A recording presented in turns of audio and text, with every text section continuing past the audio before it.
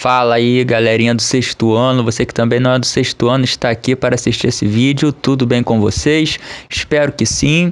E agora nós vamos continuar nossas videoaulas. Sem mais delongas, vamos à aula de hoje. Roma Antiga, parte 1. Sim, pessoal, depois de termos visto a Grécia Antiga e todas as características do Ocidente Clássico, nós vamos ver esse povo que faz parte, dessa cultura do Ocidente Clássico, que é Roma Antiga. Aí já começamos a ver as origens de Roma. Então Roma fica localizada, porque ainda existe a cidade de Roma, então por isso que a gente fala fica localizada no mar Mediterrâneo, na Península Itálica. Aí tem um mapa mostrando para vocês o território de Roma. Então, pessoal, nesse local, nesse território que fica próximo à Península Itálica, ali no Mar Mediterrâneo, existiam vários povos, entre eles os italiotas, que eram formados pelos latinos, sabinos, samnitas, e os etruscos. E a partir desse povo é que será formado a cidade de Roma. Então, segundo os historiadores, a cidade de Roma ela foi fundada em 753 a.C., às margens do rio Tibre, pela unificação das aldeias latinas e sabinas, e depois que vai ter a entrada dos etruscos também. Os etruscos também farão parte da formação de Roma. Porém, segundo a lenda, porque todas as cidades, inclusive das polis gregas e a cidade de Roma, tem uma lenda de origem, um mito de fundação, que a gente chama de mito de fundação. Então, o mito de fundação da Roma Antiga faz parte dessa figura aí, pessoal, dos lobos com duas crianças. Na verdade, é uma loba, uma loba com duas crianças. Por quê? Porque, segundo a lenda, existia uma princesa e essa princesa ela se apaixonou pelo deus Marte, que é o deus da guerra da Roma Antiga, e da princesa nasceram gêmeos que se chamaram Rômulo e Remo. E esses gêmeos eles foram pegos pelo seu tio e foram abandonados às margens do rio Tibre. E o que aconteceu? Quando esses gêmeos foram abandonados, o choro deles foi ouvido por uma loba, e essa loba, que estava com leite em suas tetas, amamentou essas duas crianças, Rômulo e Remo. E elas foram encontradas por um pastor de ovelhas, ou cabras também pode ser, um pastor, que pegou essas crianças aí e criou elas, tirou da loba e criou essas crianças, e quando elas cresceram ele contou que na verdade ele era um pai adotivo e que eles na verdade eram filhos da princesa, e que o tio deles havia tomado o poder, na verdade, o tio queria matar eles para tomar o poder, e que eles tinham direito ao trono.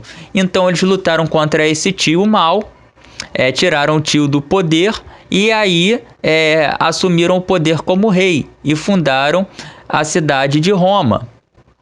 Porém, houve um conflito entre Rômulo e Remo, e no caso Rômulo matou Remo, e Rômulo se tornou o primeiro rei de Roma. Então o nome da cidade de Roma é em homenagem a ele, a Rômulo, que matou o irmão nesse conflito e se tornou o primeiro rei de Roma. E na atualidade nós temos o time italiano chamado Roma também, e que no escudo desse time a gente vê o símbolo do mito de fundação da cidade de Roma, que é a loba amamentando Rômulo e Remo. Depois de falarmos um pouquinho sobre a fundação, a criação de Roma, tanto da parte mitológica quanto da parte histórica e arqueológica, nós vamos falar das fases políticas de Roma.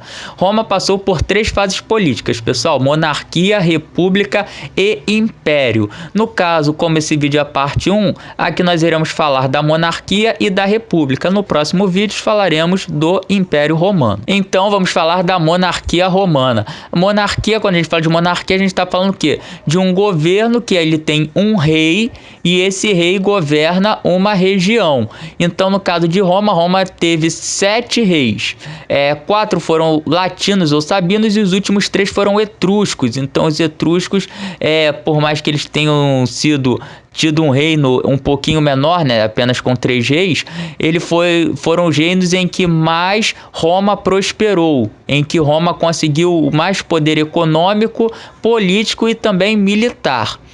E esses reis, eles tinham, né, o poder absoluto não, mas tinham autonomia, né, o poder de eleger militares, nomear cargos públicos, controlar a elaboração de leis e também possuíam uma autoridade religiosa. Lembrando que Roma, ela era politeísta, ou seja, em Roma se adoravam a vários deuses e muitos desses deuses eles tinham a sua origem, né, copiada da cultura grega. Isso aí a gente viu na aula sobre o Ocidente Clássico. E o cargo de rei em Roma não era hereditário, ou seja, não passava de pai para filho. E o rei não governava sozinho, por mais que ele tivesse mais poder, ele não governava sozinho, ele era auxiliado por mais 2 grupos políticos. E quais eram esses grupos? O Senado e a Assembleia Curiata.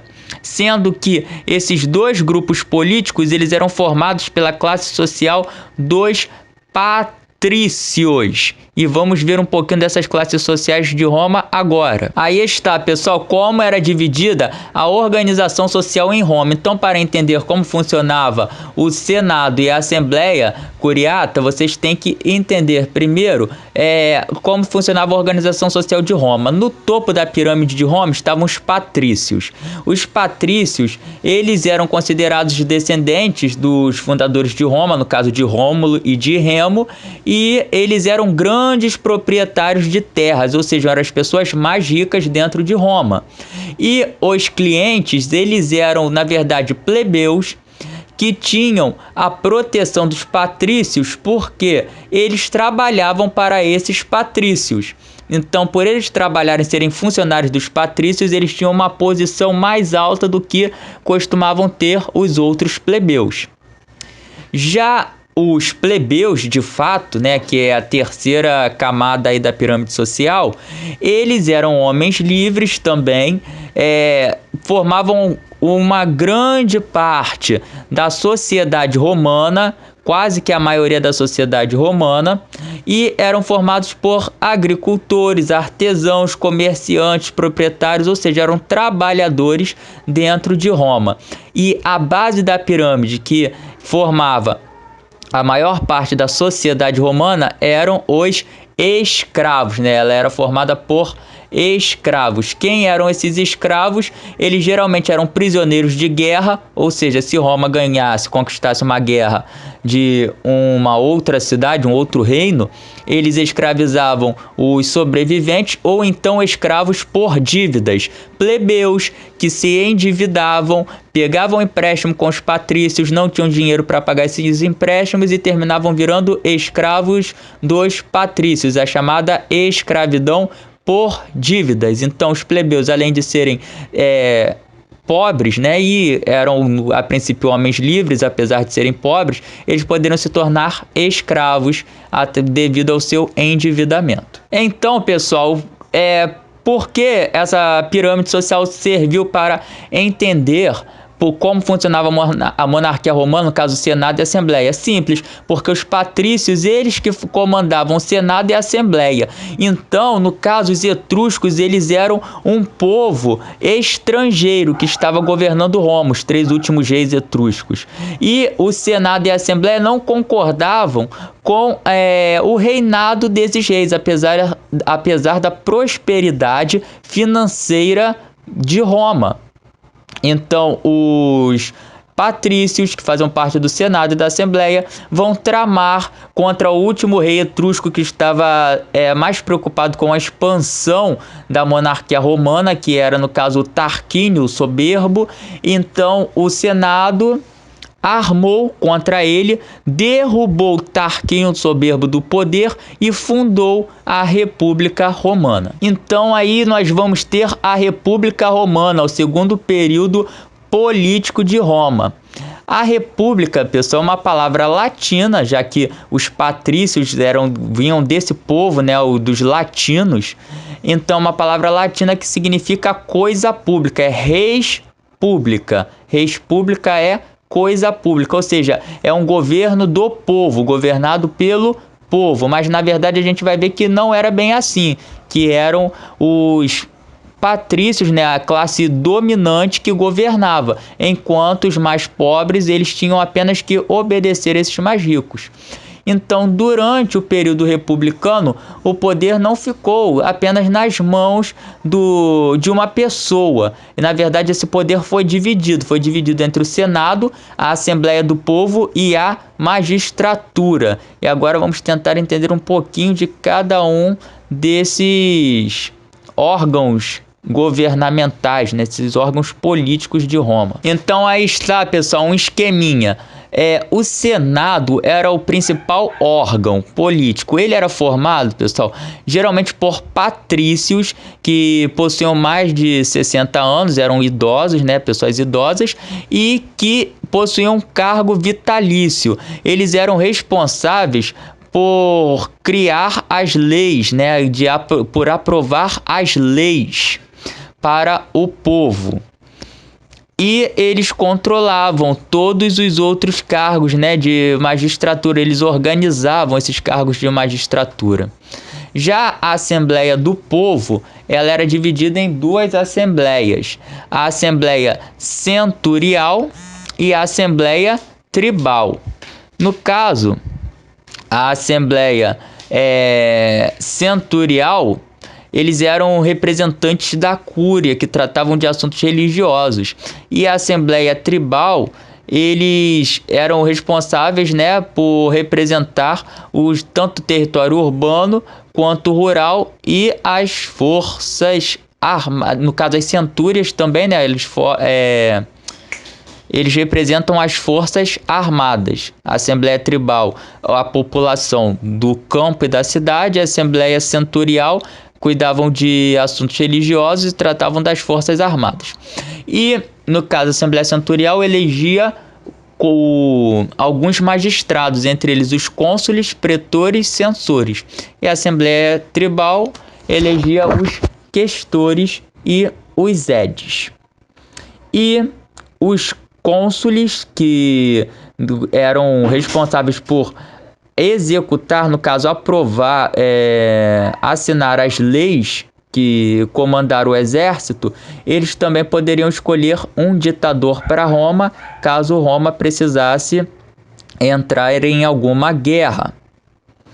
E os pretores, eles eram encarregados das funções judiciárias, ou seja, de organizar questões relacionadas às leis, se as leis estavam sendo obedecidas ou não. Os censores, pessoal, eles eram responsáveis por preservar os costumes e as tradições de Roma e contar a população, organizando ela por rendas.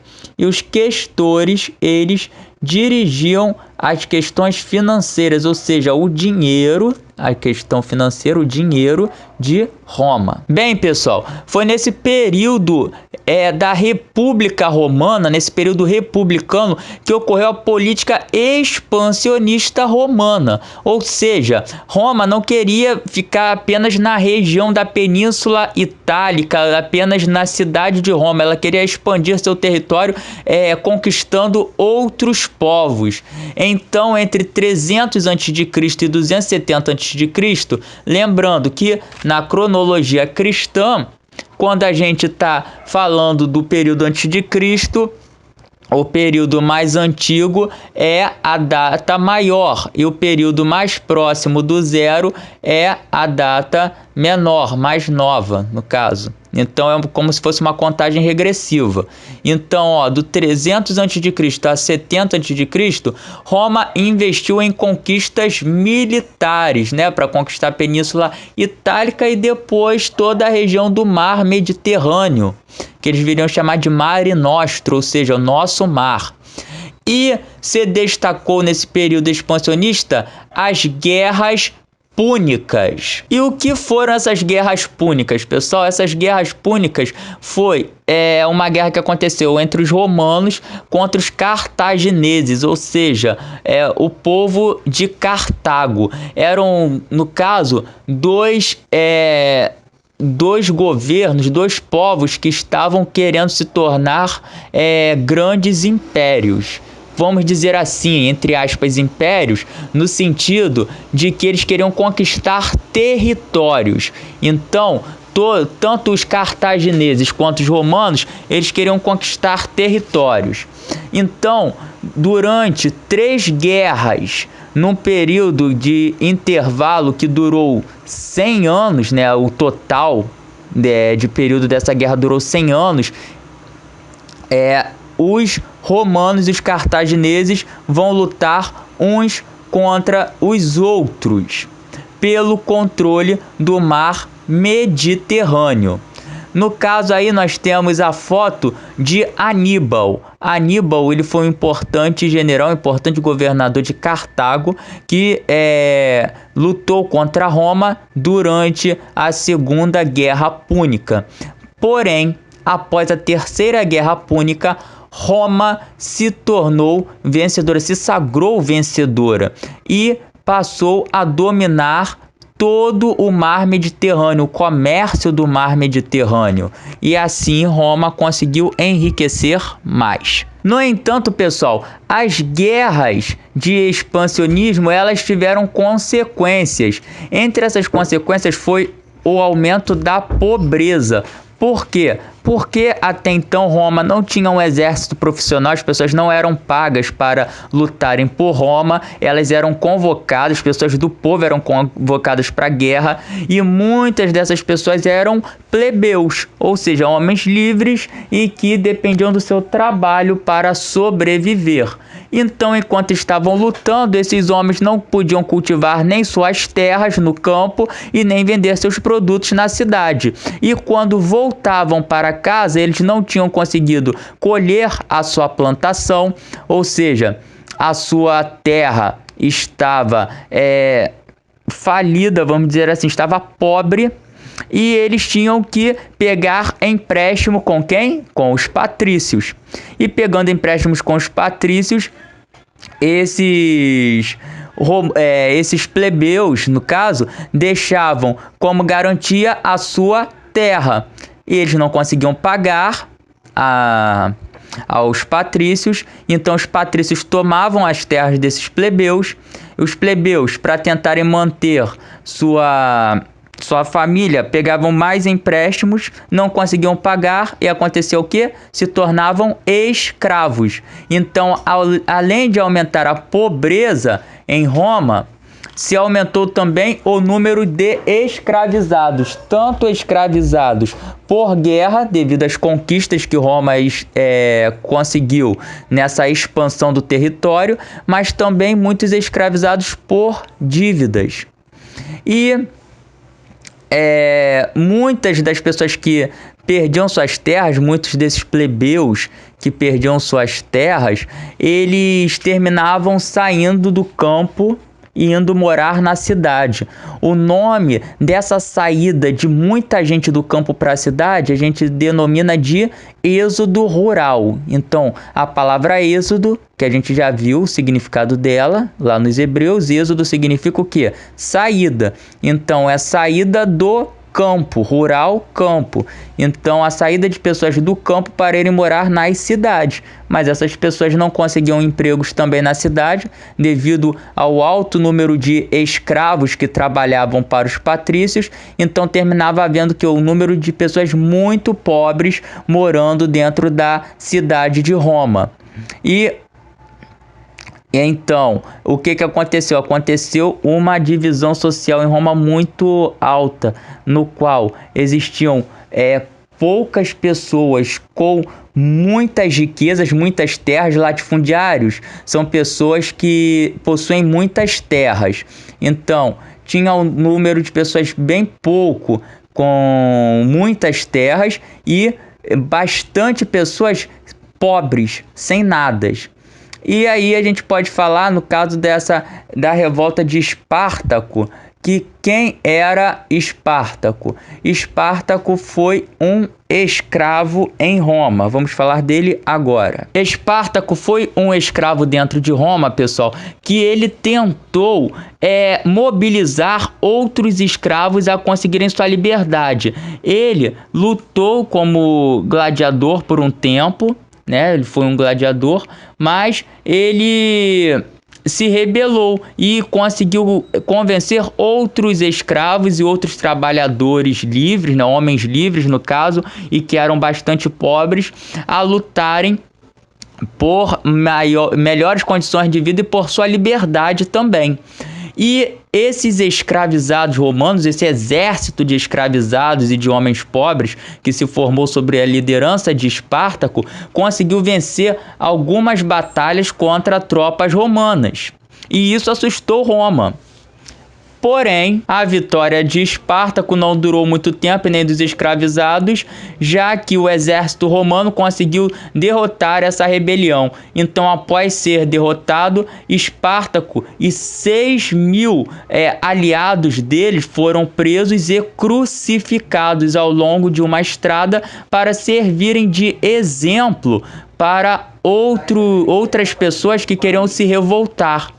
Então, quando as pessoas passavam pela estrada e viam aquele bocado de homens crucificados, eles viam que se vocês se revoltassem contra o governo romano, a República Romana, você poderia sofrer consequências graves. No entanto, a revolta de Espartaco, como outros movimentos dentro da cidade de Roma, feito pelos plebeus, foram importantíssimos para que essa classe social conquistasse alguns direitos políticos.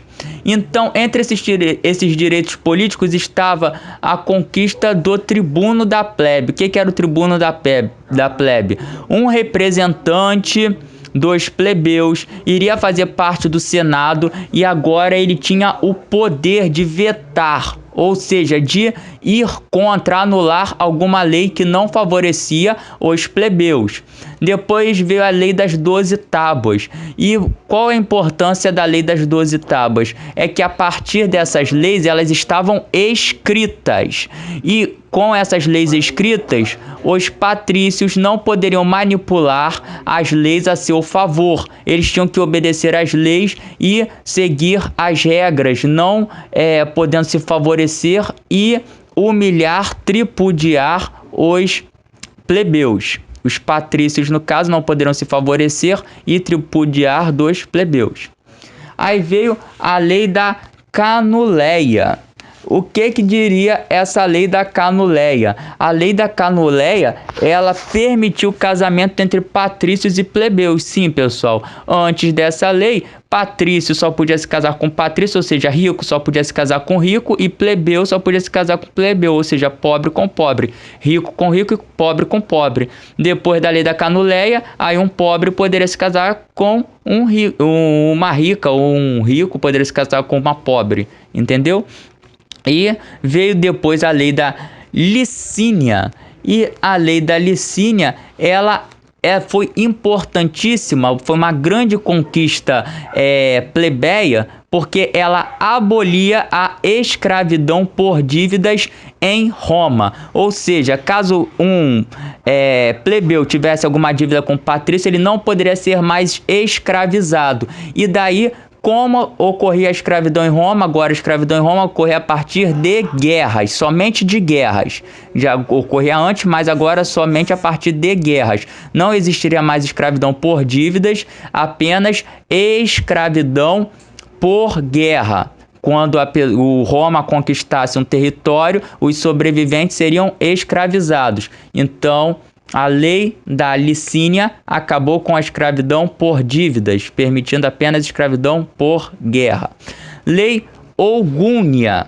A lei Ogúnia permitia aos plebeus se tornarem sacerdotes, porque era um cargo também dedicado exclusivamente, antes dessa lei, aos patrícios.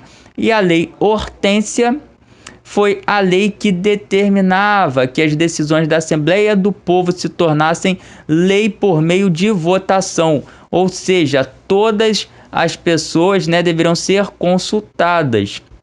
antes dessa lei ser aprovada. É o que a gente chama de plebiscito, ou seja, seria o povo votando para que aquela lei fosse aprovada ou não. No caso, o povo que fazia parte da Assembleia, tá bom, pessoal? Não todo o povo de Roma.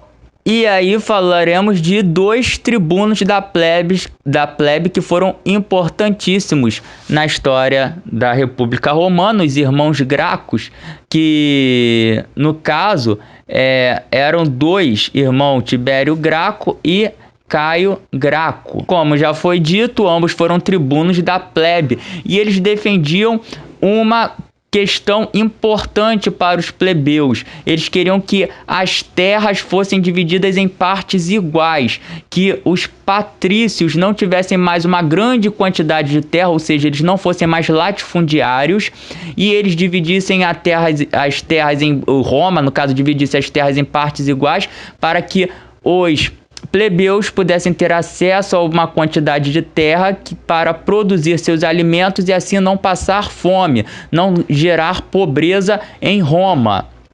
O nome dessa divisão de terras em partes iguais nós chamamos de reforma agrária. Então, no caso, Tibério Graco e Caio Graco defendiam a reforma agrária para que tanto pobre quanto rico pudesse produzir em Roma. Porém, essa proposta não agradou aos mais ricos, aos que tinham mais terras, aos latifundiários que faziam parte da classe social dos patrícios. Então, os patrícios quiseram matar tanto Tibério Graco quanto Caio Graco. No caso, Tibério Graco foi assassinado por esses patrícios que não queriam dividir as terras.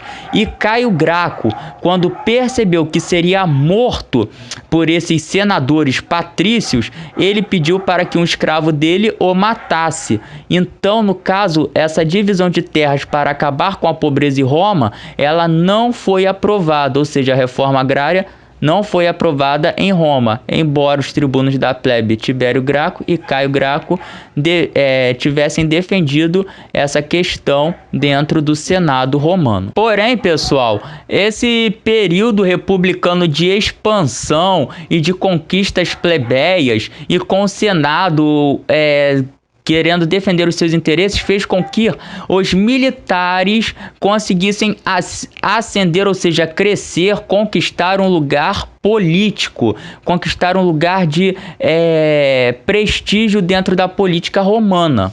Por que isso aconteceu? Porque esses generais, esses soldados ficaram famosos pelas conquistas dos territórios. No caso, um general que se destacou foi Caio Mário, porque ele formou um exército profissional assalariado, ou seja, os plebeus eles não iriam precisar mais sair de suas terras para guerrear por Roma. Agora, quem quisesse ser soldado em Roma deveria se alistar e iria receber um salário para servir ao exército. Por que existe esse nome salário? Porque, no caso, esses soldados eram pagos com uma quantidade de sal. Sal que era colocado na comida e, nessa época, o sal era muito caro. Então, por isso que tem esse nome salário, salário. E depois de Caio Mário, veio em Roma, alguns outros generais com grande fama que conseguiram poder político. E no caso a gente faz um destaque aí para o primeiro triunvirato. Ou seja, foi um governo dividido por 3 generais. No caso, Júlio César, Pompeu e Crasso. Então, esses generais, eles favoreceram, alguns plebeus empobrecidos e doaram terras a alguns ex-soldados, a vários ex-soldados. E devido a essa política que foi implementada principalmente por Júlio César, o Senado, que era formado por patrícios, donos de terra, chamou Júlio César de traidor, assassinou Júlio César e assim terminou o primeiro triunvirato, vindo o segundo triunvirato, que foi formado por um outro grupo de generais, que era Otávio, Marco Antônio e Lépido. No caso, nesse segundo triunvirato, O Lépido, ele ofereceu parte das terras que ele deveria administrar para Marco Antônio e existiu um conflito entre Marco Antônio e Otávio. No caso, o conflito se deu porque Marco Antônio se apaixonou por Cleópatra, que era a rainha do Egito na época, e ele queria doar as terras do Egito para Cleópatra, e enquanto Marco Antônio queria tomar posse do Egito para Roma. Então, Otávio vai acusar Marco Antônio de querer trair Roma, de querer doar as terras de Roma para o Egito. E aí a gente tem a imagem do filme Cleópatra, que foi um filme produzido em meados do século XX, que é um filme longo, mas que retrata bem essa história. No caso, Cleópatra foi feita por uma atriz que era famosa na época, Elizabeth Taylor. Então, baseado nessas acusações, existiu uma guerra entre as tropas de Marco Antônio e as tropas de Otávio. E as tropas de Otávio venceram as tropas de Marco Antônio, que, quando voltou a Roma, pressionou o Senado a dar para ele vários títulos. Entre os títulos estava o título de Imperador de Roma, ou seja, o título de soberano absoluto do território romano. Então, a partir dessa concessão que o Senado dá para Otávio, no caso, o título de imperador, vai dar para Otávio o título de imperador, Roma deixa de ser uma república e passa a ser um império. E aí a gente finaliza a nossa videoaula de hoje. Então, pessoal, por hoje é isso. Valeu e até a próxima. Tchau, tchau.